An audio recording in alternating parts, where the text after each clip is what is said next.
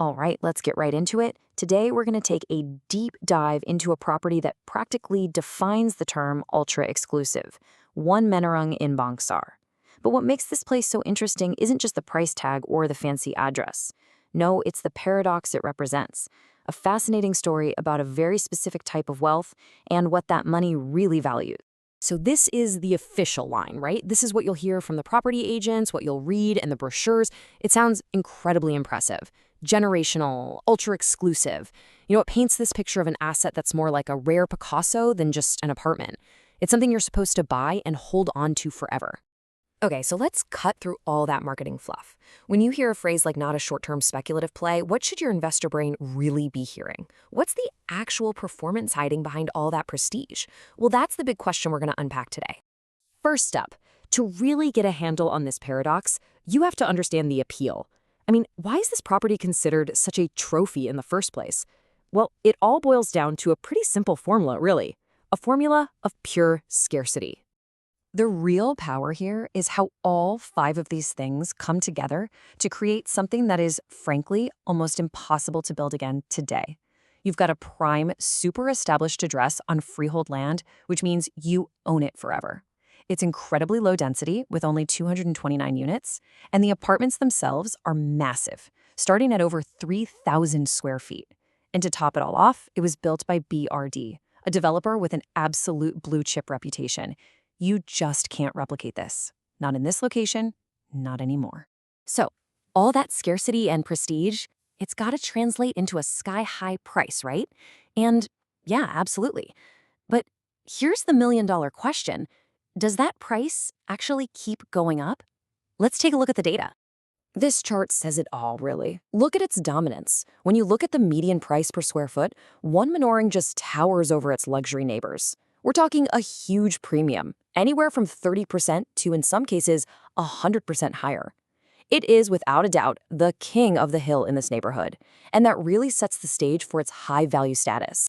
Okay, so let's rewind the clock back to 2010, right after it was built. The market was absolutely buzzing. Buyers were clamoring to get in, and the prices soared to this incredible high point. This was its moment of peak hype. It hit almost 2,350 ringgit per square foot. I mean, that is a staggering number. It completely cemented its reputation as a top-tier investment. If you bought at launch and saw this price, you would have felt like an absolute genius. So let's fast forward through, more than a decade of market ups and downs, economic cycles, inflation, all of it. What would you expect that number to look like today? You'd assume some pretty healthy growth, wouldn't you? Well, the reality is a little different. Today, the median price is 1,280 ringgit per square foot. Now, that's not just stagnation. That's a major correction from its peak. For something that's supposed to be a generational asset, the capital appreciation has been, basically zero to negative over a very long time. So, what on earth is going on here? And this right here brings us to the absolute key.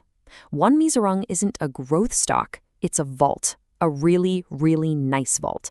It's what we call a store of value asset. The whole point isn't to multiply your money, it's to protect your money from being eaten away by inflation, to park it somewhere safe, stable, and prestigious. That high price acts as a floor, but it also acts as a ceiling.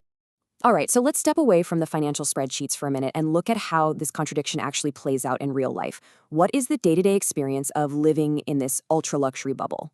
The promise is this tranquil, green oasis, totally shielded from the chaos of the city. And look, in many ways, it totally delivers on that.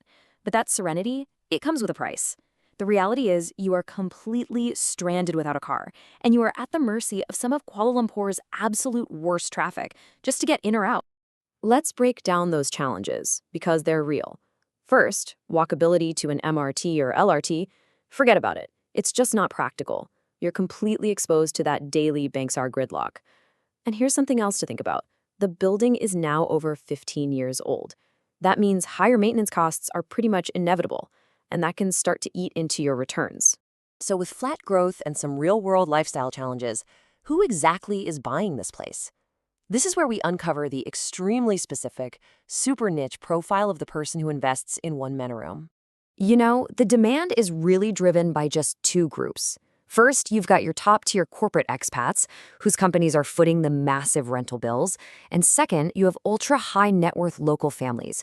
We're talking people with tens of millions in assets, who just value the huge space and the prestigious address. This is not for the average investor, not even the averagely wealthy. It's an incredibly small demographic.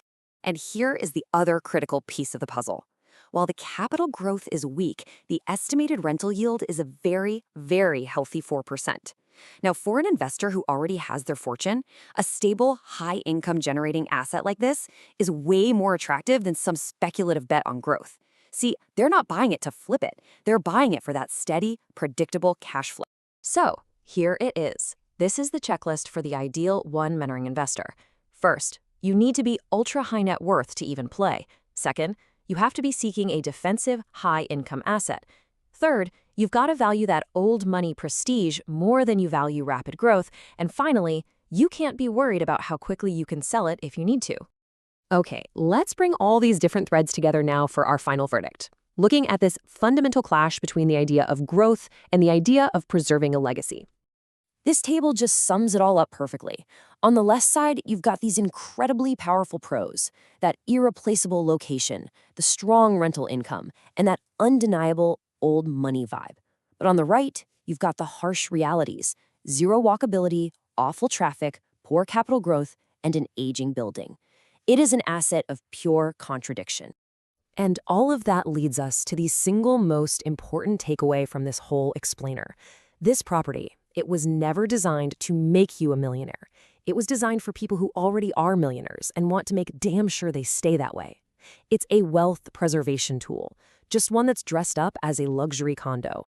So the final question really isn't about One Menerung at all. It's about you and your own investment strategy. Are you in a phase of your life where you need your assets to work hard and grow your wealth? Or are you at a point where the number one goal is to protect and defend the wealth you've already built?